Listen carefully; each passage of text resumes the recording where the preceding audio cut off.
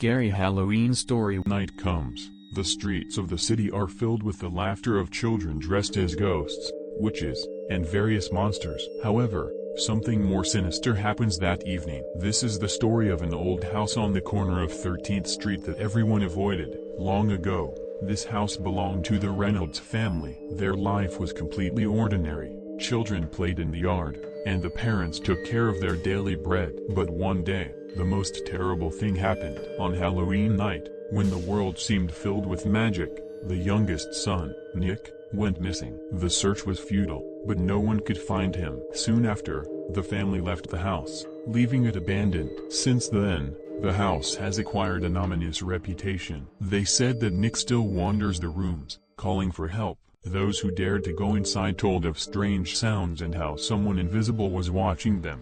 Year after year, the house became more and more dilapidated, until even the last hope for restoration disappeared. This fall, a group of teenagers decide to spend their Halloween in the old Reynolds house. They have heard many stories about the house and wanted to make their own version of horror. With courage in their hearts and cameras in hand, they headed to the house to explore its darkness. "This is going to be just great," Lena exclaimed, her eyes shining with anticipation. "We will become legends." As they entered the house, the teenagers noticed that everything here was frozen in time. Old toys full of dust, peeling upholstery on the sofas, and shabby stands with photographs depicting the happy Reynolds family. As they explored each room, strange feelings began to grow. When they climbed into the attic, one of the girls, Katia, came across an old, sealed box. Inside were strange toys and something that looked like a diary. "Look, it looks like Nick's diary," she cried, opening it. Among the entries were mentions of Nick's friends who came to him at night. He wrote about how scared he was, but he couldn't tell his parents. The last entry said, "I'll find a way to get out, but I need to wait until Halloween night." The laughter and jokes soon turned to tension. The dark corner of the attic began to slowly fill with shadows, and they could hear quiet whispers. The teenagers decided that they would not leave until they checked what was happening in the dark corner. They calmed themselves with the thought that this was just a metaphor for the story, but the fear began to grow. One of the boys, Sasha, was about to step forward, when suddenly everything around went dark, and the doors slammed. "I'm so sick of this," he shouted, but his voice sounded uncertain. And then from the darkness they heard children's laughter, which made them freeze again. They turned their heads and saw a small figure standing by the window.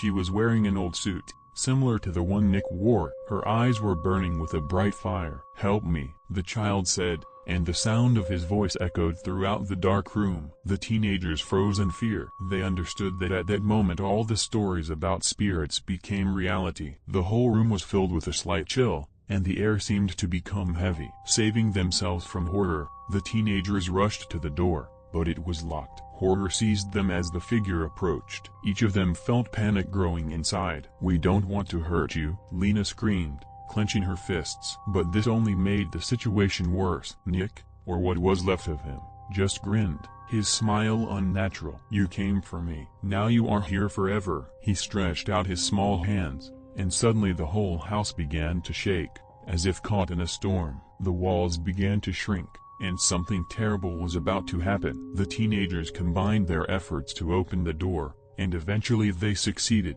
They broke out, but the dark laughter continued to follow them from every shadow. Since the teenagers left the Reynolds house, no one dared to approach it. They say that those who dare will get lost in the dark. In a small town hidden among dense forests and gloomy hills, Halloween was celebrated every year. It was not just a holiday, but a real event where everyone gathered. Children, teenagers, adults, ghosts, mummies and witches wandered the streets, and the sounds of laughter and scary stories could be heard from the houses. Alice, a 15-year-old girl with slicked back hair and bright red makeup, always looked forward to this day. Every year, she and her friends held competitions for the best costume and prepared sinister treats. But this year, everything was supposed to be different. "Have you heard about the abandoned house at the edge of the forest?" Alice asked, rubbing her hands in anticipation. Her eyes sparkled with a witty idea. "They say that the spirit of an old witch who disappeared 50 years ago lives there." "Are you serious?" Max,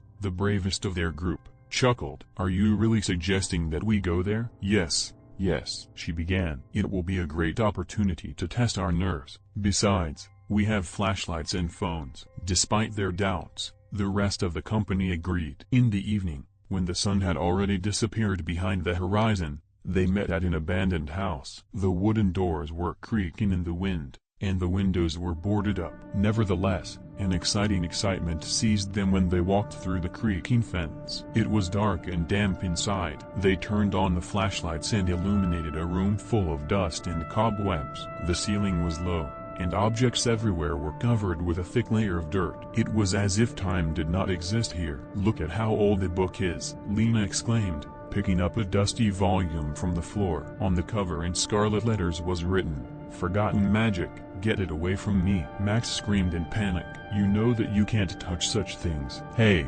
don't be boring," she answered, opening the book. She began to read the spell out loud, and at that moment a crack was heard outside the window, as if something had fallen. "It's an abandoned house, nothing to worry about," Alice said, trying not to show her anxiety. "Let's continue." But when Lena said the last word of the spell, the room suddenly became very cold. The wind howled outside the window, and a whisper was heard from under the ceiling. The friends looked at each other, but no one dared to say what they felt. "Maybe we should go?" Katja suggested, hugging the phone to herself. But at that moment the lights suddenly went out. The flashlights went out, and everything was plunged into impenetrable darkness. The friends began to panic, and suddenly they heard a sound, as if someone was wandering along the corridor. "Who's there?" Alice screamed, trying to hide her fear. The only answer was an ominous laugh. The friends clung to each other, and their warm hands became colder and colder. Shadows began to grow out of the wall,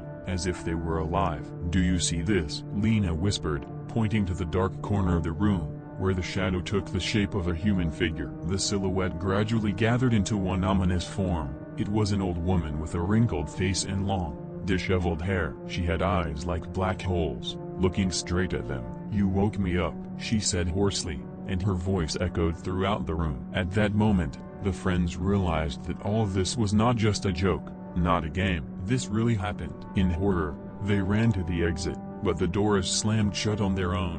They found themselves locked in this earthen nightmare. "We need to find a way to get out of here," Max shouted, and they ran in search of a window or any exit. But as soon as they tried to open the doors, the shadows began to grow, grabbing their legs, as if trying to pull them back into the darkness. "These spells," Lena exclaimed. "They could have summoned her spirit." "We shouldn't have read this," Max shouted. "We need to cancel the spell." "But what if the spell was cast?" "I know," Alice suddenly shouted in confusion.